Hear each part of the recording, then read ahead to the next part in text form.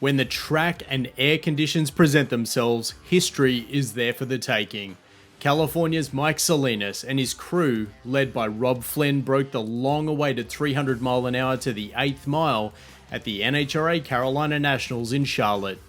The Scrappers racing team netted a tidy 30 grand payday from Phillips Connect for being the first to break the magic barrier. We've been working on something. We got a bunch of things we've been working on. We've been close 3 or 4 times in testing, never in competition. This is what it's all about right there. Amazing. For the metric viewers, 300 miles an hour to the 8th mile is 482 kilometers an hour in just 200 meters.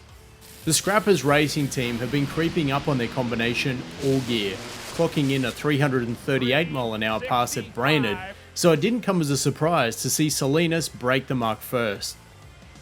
Surprisingly, we have to go as far back as Brainerd 2015 when Shawn Langdon ran 299 to half track, and Brittany Force has been the odds-on favourite to break the barrier for the last 3 years. Neither got the job done, Salinas got the cash. To put the progression of Nitro racing technology into context, Kenny Bernstein ran the world's first 300 mile an hour pass 31 years ago in Gainesville over the full quarter mile. Salinas hit 300 miles an hour in half the distance. Interestingly, Bernstein was the only odds-on favourite to hit the 300 mile an hour barrier first and actually be the first to do it. Let me explain.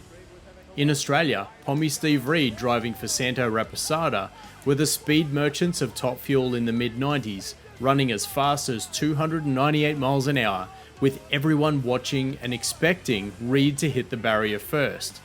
Then, in September 2000, Jim Reed surprised everybody at Willowbank when he would run 300 miles an hour in the final round of the Spring Nationals, leaving everybody stunned.